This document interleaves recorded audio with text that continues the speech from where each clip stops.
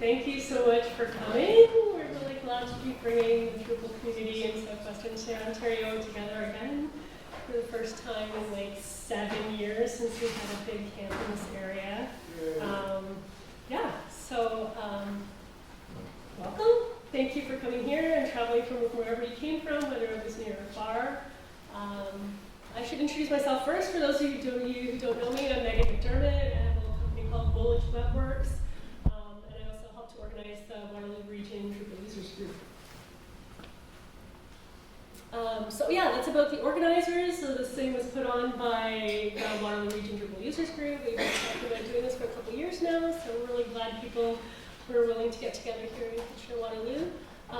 We also have a new Drupal Canada Association that was started up to help support Drupal community in Ontario at events like this, and it's really important to have a nonprofit association that can help manage the finances and things like that for this type of an event. This is the first time we've done this. We have some really important help from the Ottawa camp organizers who did a lot to help us put this on, but we haven't done this before, so bear with us if things aren't super smooth.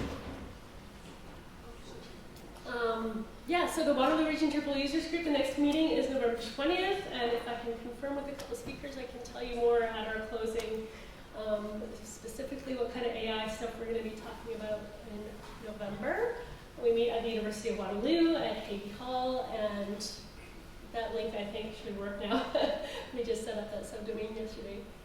To find out more and where to go, that link's a little bit hard to get to. About the venue, we're here in the Kitchener Public Library. I'm sorry if the Wi-Fi isn't very good. They told us it would be okay. I think maybe in the other rooms it might be a bit better. So we have this theater, so a lot of our sessions are going to be in here. We have 2 rooms down the hall. There's room C, that's the Evolving Web, room C. And the Woolwich Webworks room E are down the hall. We have lunch and refreshments are going to be served in room D. It's a little room, so you'll go in and get your refreshments and move out into the outer rooms to enjoy them.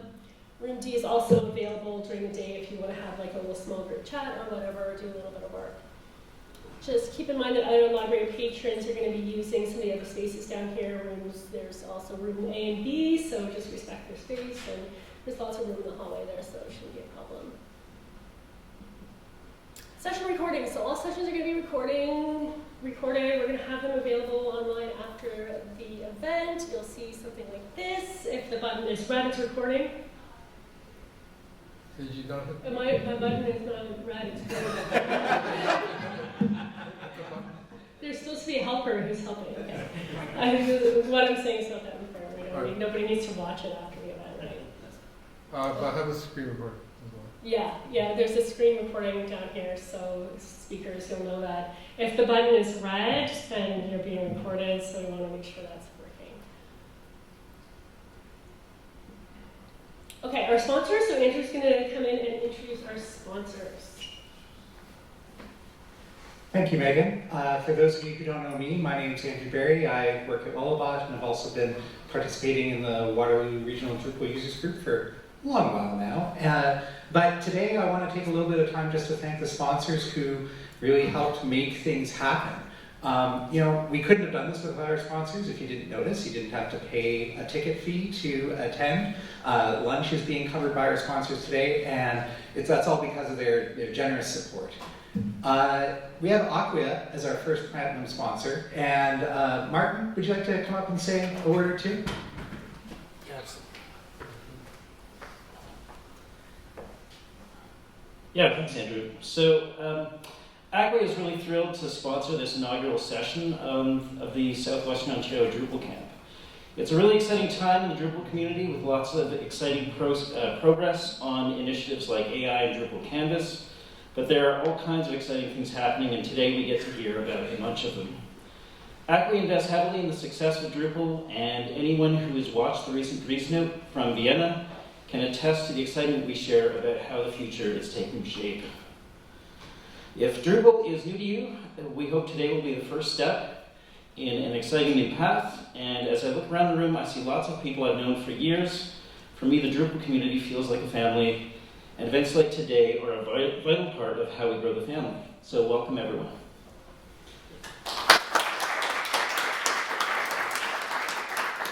Thank you, Martin, and thank you, Aquia.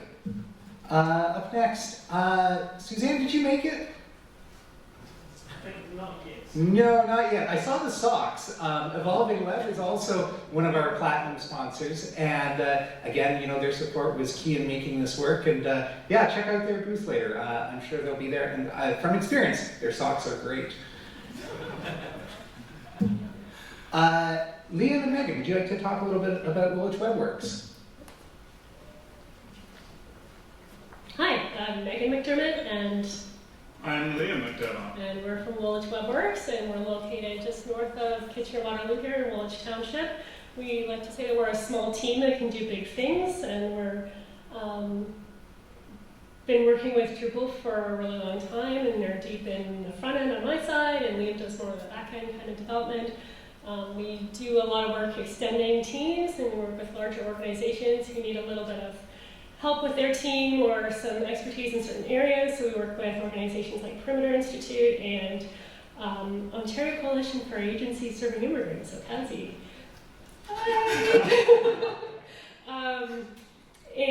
But we also work for a lot of small local organizations, like here's another acronym, Contemporary Art Forum of Kitchener and Area is one of our oldest clients. If anyone in Kitchener-Waterloo saw some weird art around the area, that's one of our websites that we work on. And a little magazine called The Grower, or a little insurance company called Mykailova Structured Settlements. So we really pride ourselves on being able to do work for larger organizations, but also really make things work within a budget of a small organization. While we love Drupal as a CMS, we're also getting off the island and doing some custom development with other technologies, and we also like to use tools that are more error-proof and languages that are strict about typing, right? Got a mention of Haskell in there. Haskell, yeah, right. So they're a lot more error-proof, and we can do a lot better quality work for lower budgets with things like that. One of the other things we're getting into is finding that a lot of the hosting services we use for Drupal are really expensive, and they're not really suitable for a small organization's budget. So we're working on solving that problem too.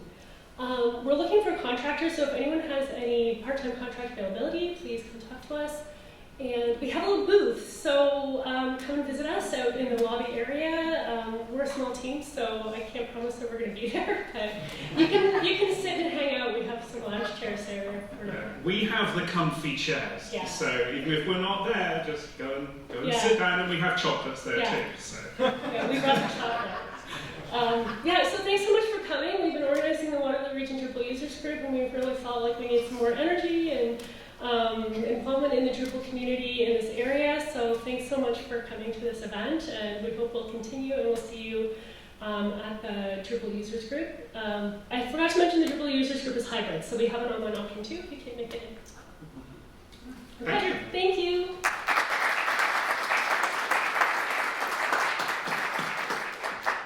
Thank you, Liam and Megan, and Woolwich WebWorks.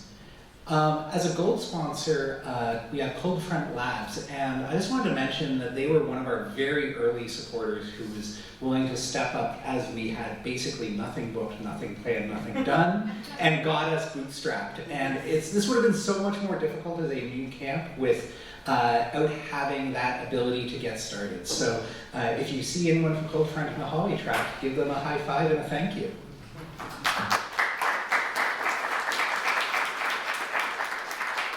I'd also like to thank our bronze sponsors, Cinder Systems Corp, Northern, Kalamuna, and Canopy Studios. They've all had a big impact in helping to make this camp happen as well, so thank you. Finally, as in-kind sponsors, we have HostEnv, who Megan just alluded to there. Give them a question or two about it if you want to know more. And if you're not familiar with the weekly drop, it's a great weekly, I know, it's in the name, newsletter about all the things going on in Drupal, whether it's deep down in the engineering with modules and what's going on in Drupal core and Drupal CMS and so on, all the way through to ideas and best practices from the Drupal community and information about events like this one. So if you're looking for a way to get connected with the Drupal community, give them a subscribe. For our keynote today, I'd like to introduce Mykailova. Anna is a longtime Drupal community member who leads technology and engineering at Kalamuna. She's an Acquia certified Drupal expert, DrupalCon speaker, and maintainer of 25 Drupal modules, including Entity Construction Kit, which I'm sure many of us have heard of, but perhaps more notably, Maybe, which has a question mark and a shrug emoji in the name.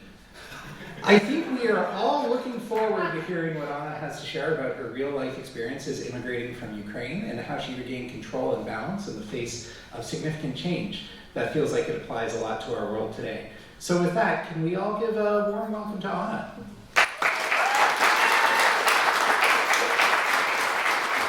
Thank you. A little bit of an organization. Let me pull up my slides instead.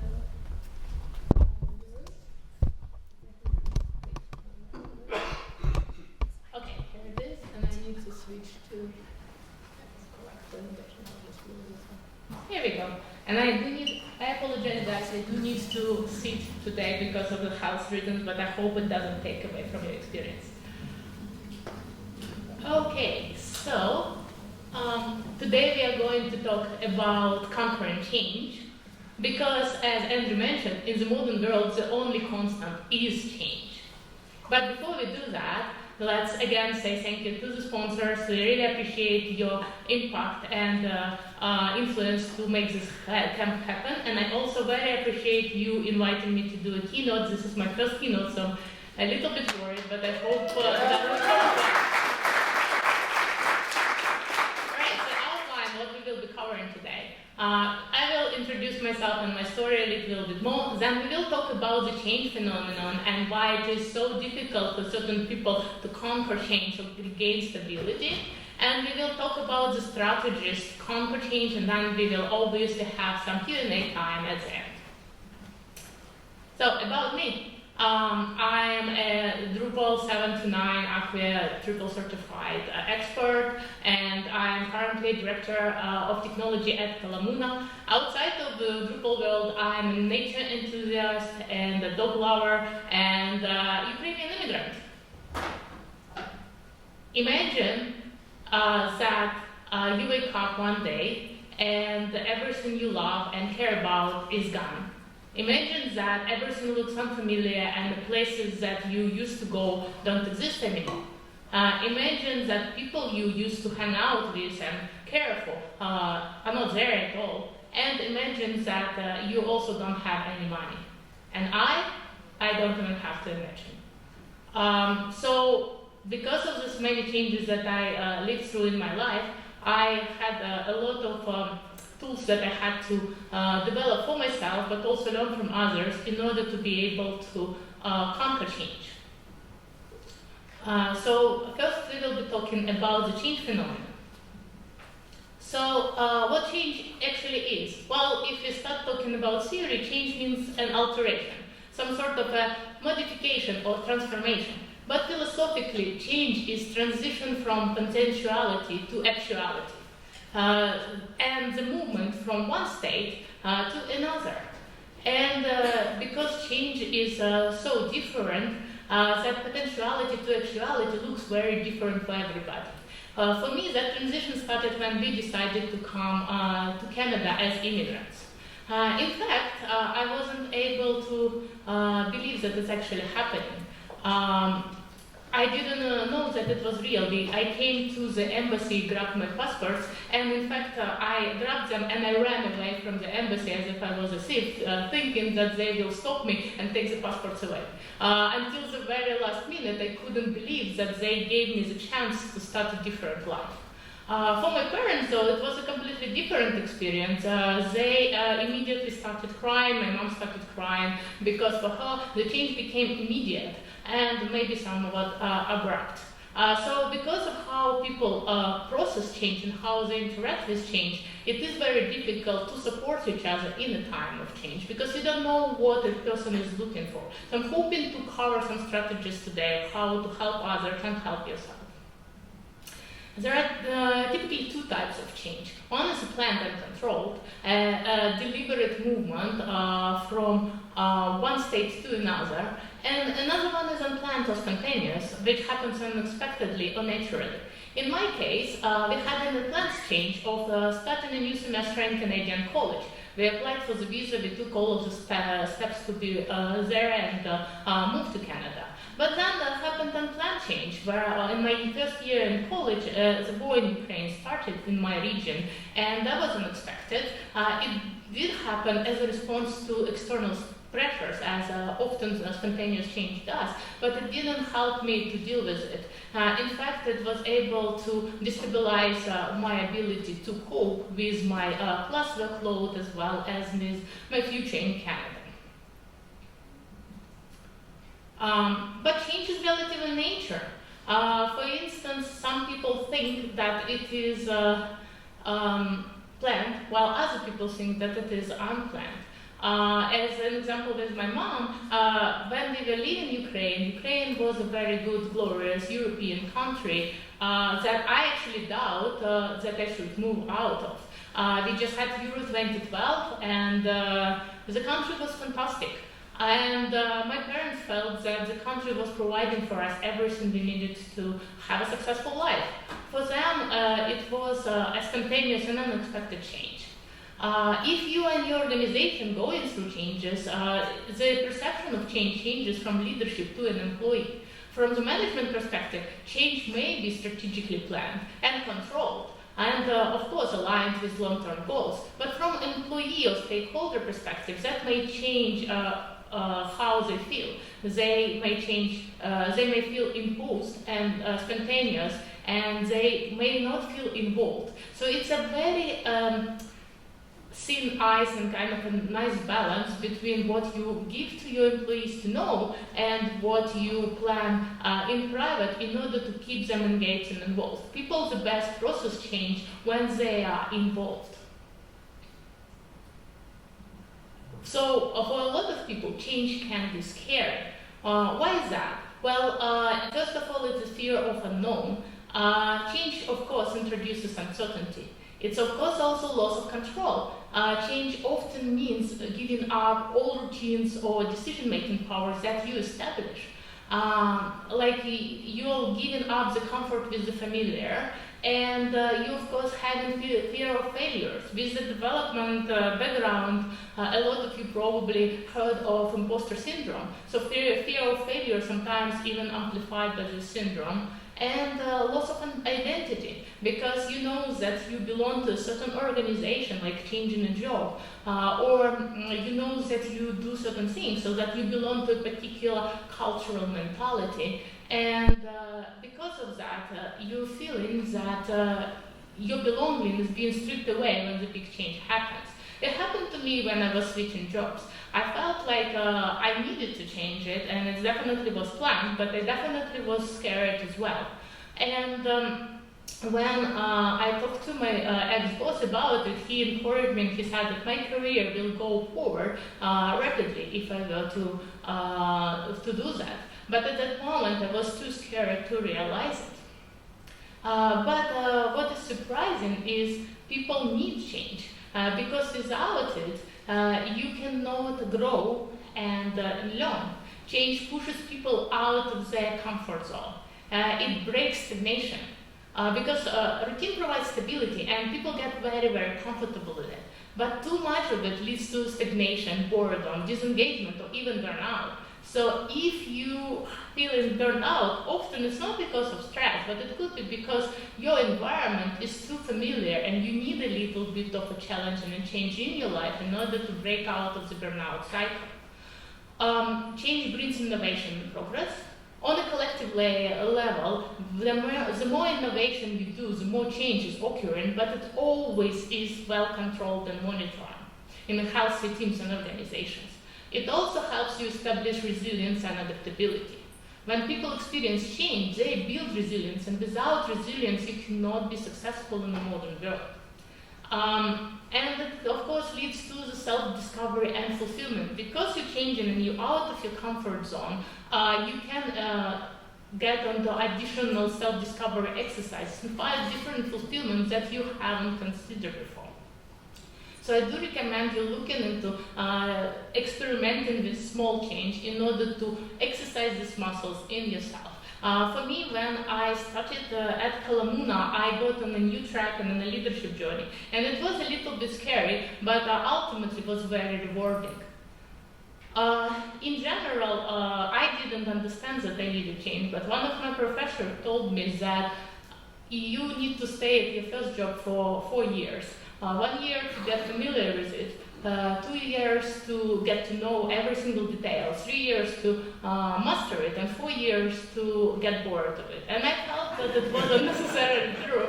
But when I reflect back, I think that staying for 6 years in the company got me into this cycle of a little bit of a burnout, and I needed this fresh air to be able to re-engage with the community and start contributing more. So what are the strategies to conquer change? So first, you need to plan for the unknown. But how do you plan for the unknown? When we started moving to Canada, I actually didn't know much about Canada. Well, I knew about the symbol of the country, where it's located, but I didn't know any nuance of how Canada worked as a country. What I mean by that is I didn't know anything about the educational system, transportation system, about how the reality of life really is. And for me, one of the approaches was to learn as much as possible. And because of that learning, we created an immigration checklist that actually was pretty silly, I guess, but we basically wrote down absolutely every single task that we need to perform in first 3 days in Canada. It turned out to be not working at all, because we had a bit of a naive perspective of how the country would work, but it was very helpful because it helped us to be grounded and settled in. You also need to have a particular mindset. If you're trying to seek control over every single outcome, it is going to not work out, as is with our immigration checklist. A bit of a changes in a bus schedule or in how you can obtain a phone number or open a bank account could have put us down, but because we were settled on a bigger picture instead of those small goals, we were able to adapt and shift focus and come up with creative solutions. In general, I do recommend whenever you have any big changes happening in your life, lean into opportunities versus challenges. Try to focus on that. I know it sounds a little bit fluffy, but if you start focusing on that, then it is becoming easier and easier to go through this change. Practice mental flexibility. So that is for you specifically. A lot of people, and myself included, have stereotypes and certain principles and other values and assumptions. A ton of assumptions. All of us have different assumptions and understand each other differently. If I were to ask you right now to raise your left hand,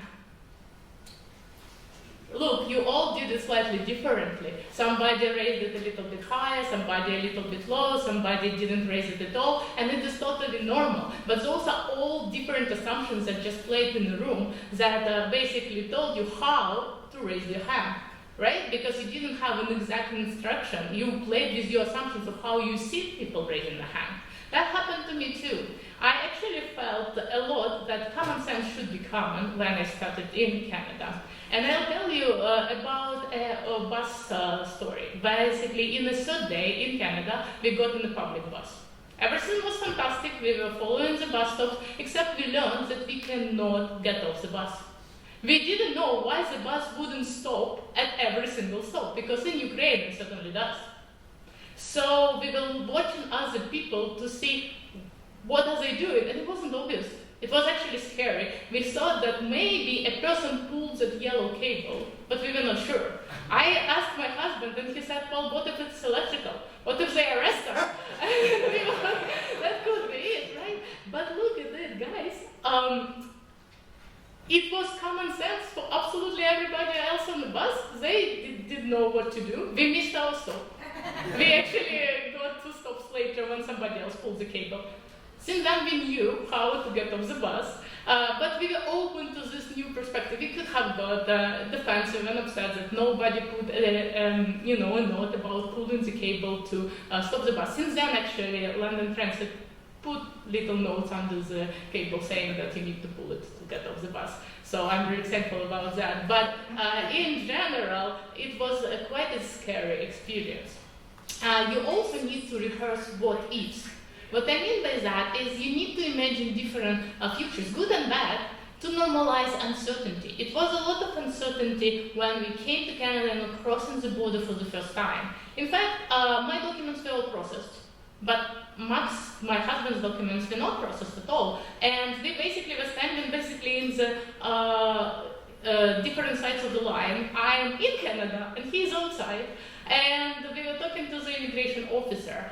And they were asking the same question over and over and over again for 45 minutes, and I didn't know what they wanted. I could have got really upset, wound up, and scared that Max will not get into Canada.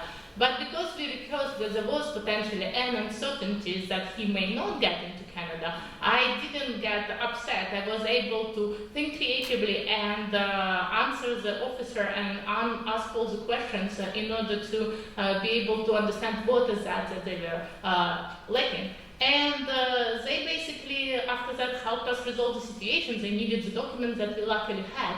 We just didn't know that they needed it. If we were to be closed off and didn't rehearse this what ifs, it could have put us in a very stressful situation and we wouldn't be able to get through it. And I don't know what would happen if Max was sent back to Ukraine that day. So, as I mentioned, what ifs is very good. You do need to play scenario planning. Imagine multiple plausible features, not just one ideal outcome. In fact, if you focus on just one ideal outcome, it's a path for disappointment, because perfection is very rare in this world. And even if you get what you think is ideal outcome, it's not always quite exactly the same. So you need to ask, what if things go better than expected? What if things go worse than expected? And what if something entirely different happens? And that happened to me after I graduated college. I was applying for jobs and nobody would hire me. I didn't have a previous work experience in Canada. I had a temporary work permit and a visa, and nobody wanted to participate in this interview with me. But my professor grabbed my hand and walked me across the street to the company called Keynote and said that I would be working there, and I had an interview there, and they hired me. It was an example of completely, entirely different thing that happened. Because I stayed flexible in the process and it was not following this like I apply and I get a job, I was able to stay positive and finally land the opportunities that got me introduced to Drupal and to this lovely community. You cannot control everything, but you can focus on what you can control. First of all, what is very helpful is building a predictable routine. When we just came to Canada, as I said, everything was stripped out. You wake up and you don't know where you need to go, what you need to do, what you like, what you dislike anymore, because everything is just different. But we built slowly a different set of routines that help us to stay grounded. Specifically, myself and my husband every Friday would go to a local park and sit on a bench, and there were air balloons flying by and we would watch them hours at end. And that felt stable, that felt home and helped us feel that London became home. Another important thing is building a support network. I always tell people that friendship is a two-way street. Because you cannot just reach out to people you know when you need help. You need to fuel this relationship and help them without even thinking that they will help you in the future. Your kindness and generosity will help you build the network that will fulfill you years to come. And it doesn't mean that they will be helping you, but it just means that you will be lifting yourself up by lifting others and feeling better and more fulfilled in the process. That happened to me when the war in Ukraine started. Max, I was not allowed to work yet because I only had study permit. And Max was working at a Russian company at that moment. When the war started, they cut all of the contracts immediately. And that meant that we stayed without any money. There was Christmas Eve. We didn't have any money on our account. They didn't have any food and couldn't go to the food bank because they were temporary residents, and there was no perspective for us. At the same time, one of my professors at college reached out to Max and asked if Max was building mobile applications, which he said he was. And he asked us for a quote, and Max quoted a huge amount of $230 for a mobile application.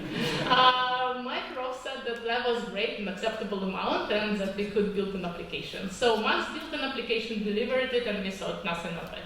My professor called me and said, Christmas even said that he would swing by and would give the money for the application.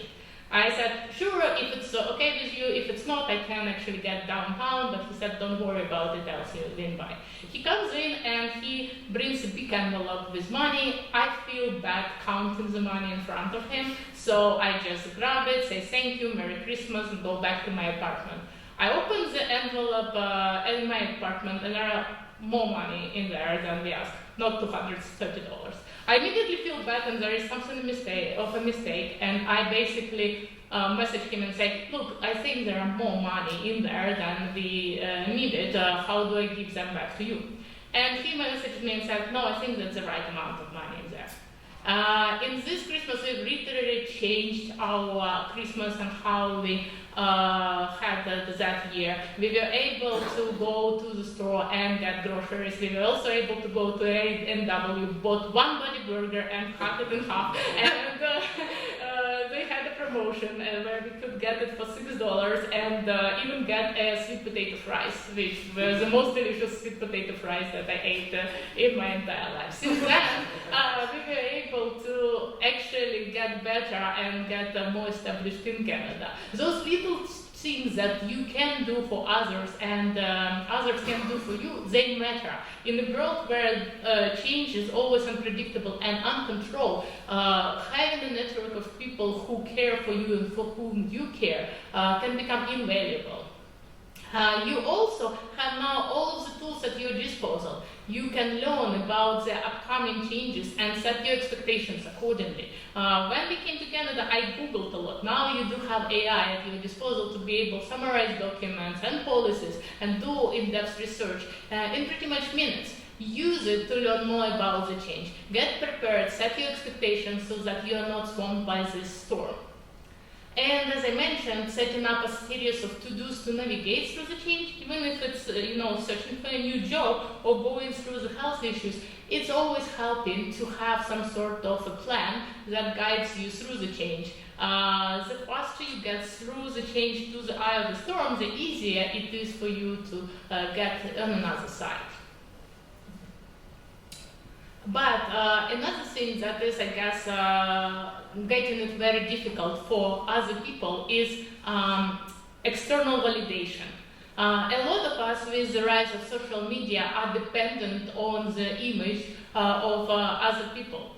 For instance, you are thinking for validation and you are relying on external stability. If my friend group is stable, then I'm stable. If tech industry is stable, then I'm stable. But you can never control that, and because of that, it's so easy to lose that. You need to strengthen inner stability and focus on your long-term perspective. If I were to focus on the war in Ukraine or the way that we didn't have money and not on the focus of immigration to Canada, then I would never be sitting here right now. I would probably be back in Ukraine, and I don't know what my future would hold. Inner stability means you don't depend entirely on external calm to feel at peace. You also need to establish clear priorities and values. Uncertainty becomes less scary when you know what truly matters. For me specifically, what truly mattered over the past 2 years was my child, and at that I stopped traveling to Drupal conferences in order to spend the majority of my time with her and make sure she feels supported by me. But clear priorities help you in your career and into other big decisions. And because you have these true priorities, you know what matters most, it's easier to make certain sacrifices, because I really miss DrupalCons and I really miss seeing all of you guys across multiple events. As I mentioned, routines and structures really help. It helps to predict habits and also help reduce chaos and bring order to your daily life. But also don't neglect common things like building financial and practical security. And it doesn't mean that you need to invest for a big amount of money, but every single bit matters. Plan for the future so it's easier for you to navigate through bigger changes. Focus on the long-term perspective, as I mentioned, that will help you to build a more predictable future for yourself. And I will be talking about growth mindset. And I know that may get some rolling eyes, and I also felt the same way. I was like, oh, growth mindset, another buzzword. But it really helps. What growth mindset is, it transforms uncertainty into opportunity, mistakes into lessons, and efforts into mastery. In a professional context, a growth mindset means believing that people's abilities like intelligence, creativity, leadership, and technical skills are not fixed, but can be improved through effort, feedback, and learning. For me, I'll tell you a story of milk bottle.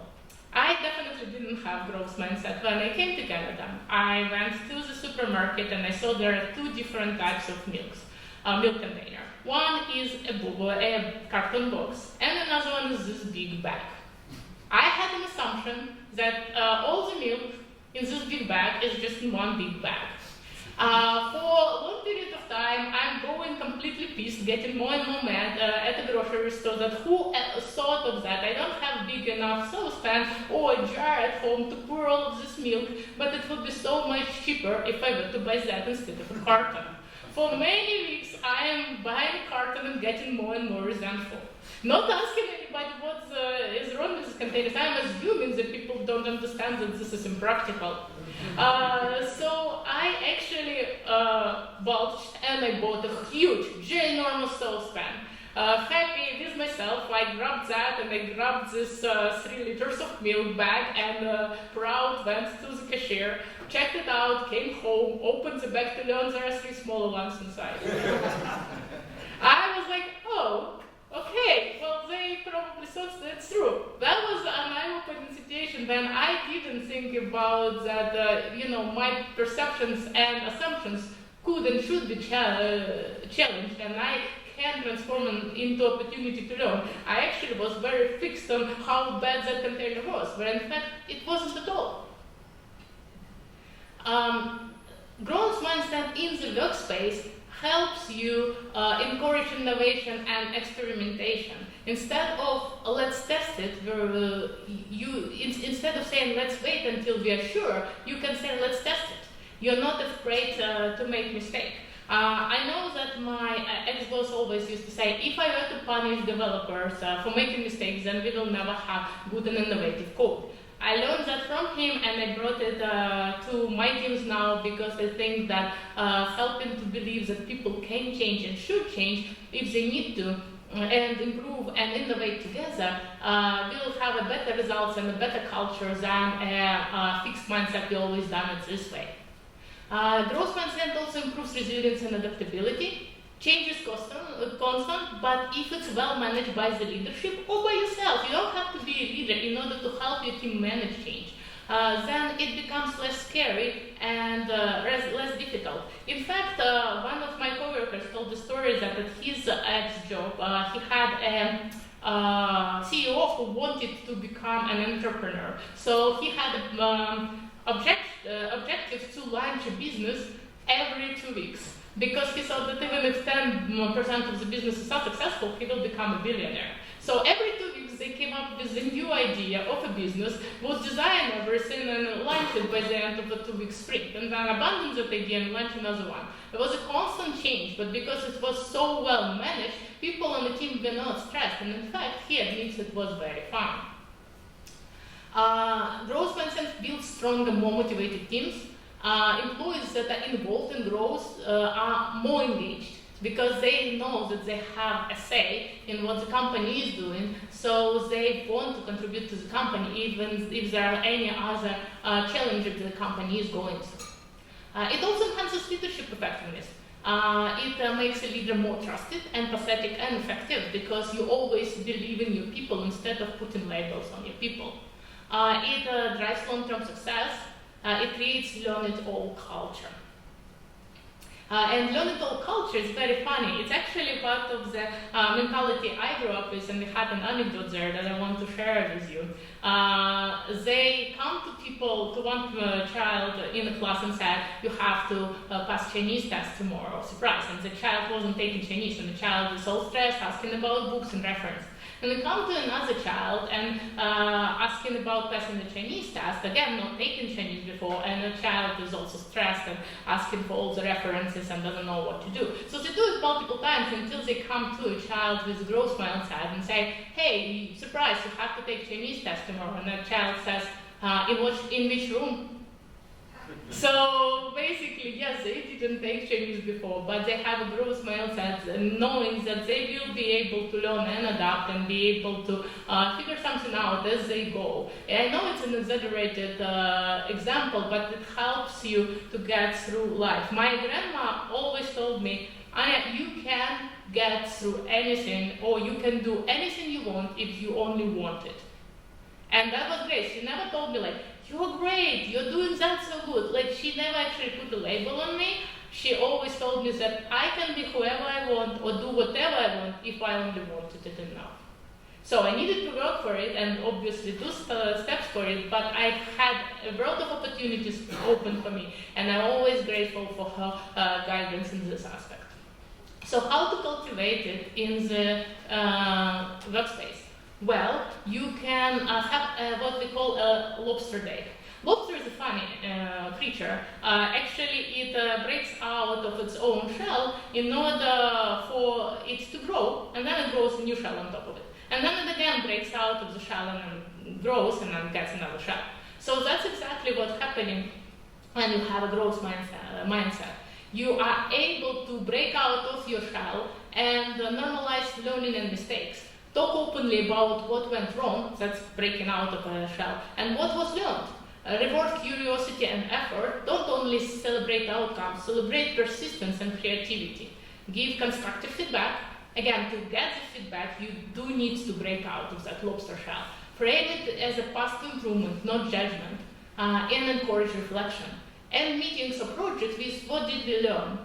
And even if you can't talk about it with your team, you can talk internally. I do have what I call clarity break, not my term, it was coined by EOS, but I do have it every single week. I basically have a date with myself where I open a notebook and I reflect on the week and I think about what's working for me on my team and what doesn't work and how I can do things better. And that helps me to establish clarity and also have reflection. But I was doing it also when I was taking college classes and when we were going through the immigration process. And of course, lead by example. Again, you don't have to have formal leadership position in order to become a leader of your team. When leaders share what they're learning, it sets the tone for everyone else. I find that kindness goes a long way. I basically always figured out, regardless of which group of students or different jobs or different teams I'm placed, in a little bit of time I'm gaining a lot of people who I trust and having a good, strong friendships that actually transfers through the boundaries of that particular job or that particular college experience. And that happens because I'm always happy to help and be kind. I truly believe that when people are kind to each other, they're able to build strong relationships that help in the time of change and uncertainty. And of course, you do need to support others in times of change. And people think how to do it. They feel a little bit awkward, or what can I do? In fact, many people don't need you to do anything. They actually don't need instant solutions. They don't need you to solve their problems for them. But they do need an empathetic ear. They need you to listen to them with empathy and help them to process through the change. And it is very valuable. This is one of the biggest things that you can do. You can communicate openly and honestly. Transparency builds trust. If you trust each other, it's way easier to share feedback and go through hardships. Help people find meaning and purpose. Change feels easier when people understand why it's happening and how they fit in. So even if your organization is going through a big change, it is so much easier to go through it when your employees or your team understands what's going on and how it will impact them. encourage growth and learning. Change always requires adaptation. Encourage people to learn and not fear. If you have a learning culture in your team, it is so much easier to continue with this culture through the changes you make. And provide stability where you can. Even small elements of stability like your daily one-on-ones or stand-up meetings make a huge difference when everything feels uncertain. Foster connection and community. Thanks for this camp. We are fostering it right now. Change can isolate people, and help rebuild connection is critical to keep people stable and engaged in their lives and also in their workspaces. And that's pretty much everything that I wanted to cover today, and we have a little bit of time for a Q&A.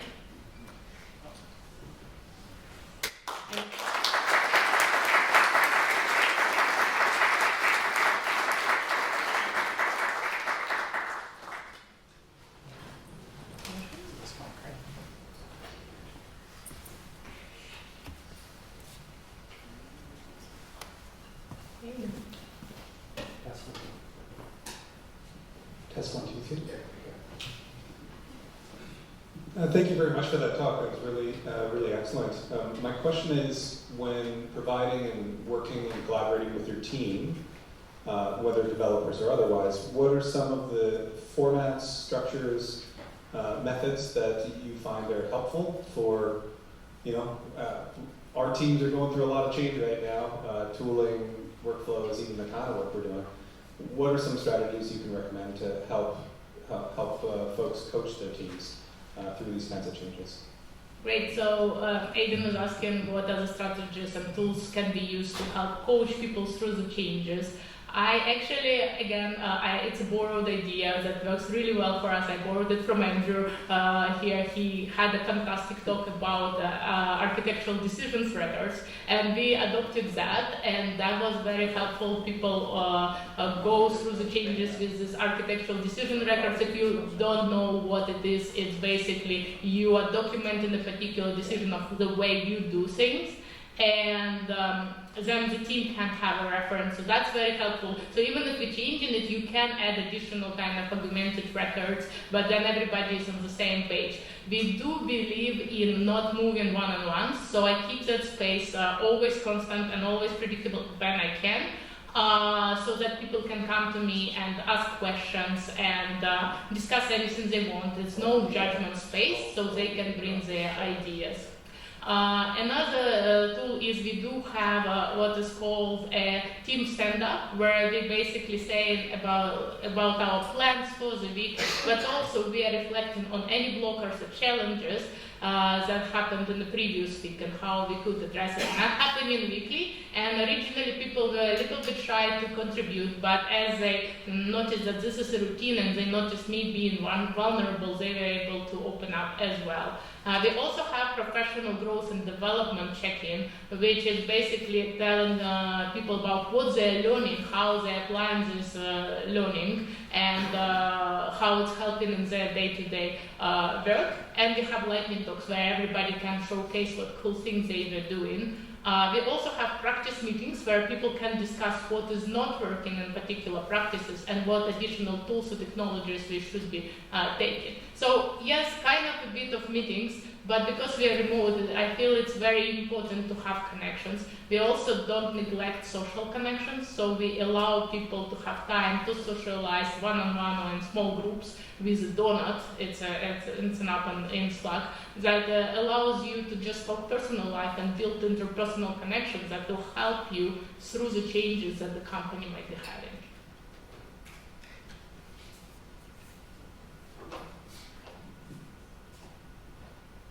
Any other questions? Okay. Well, thank you, Anna, for a wonderful presentation. Thank you for having me.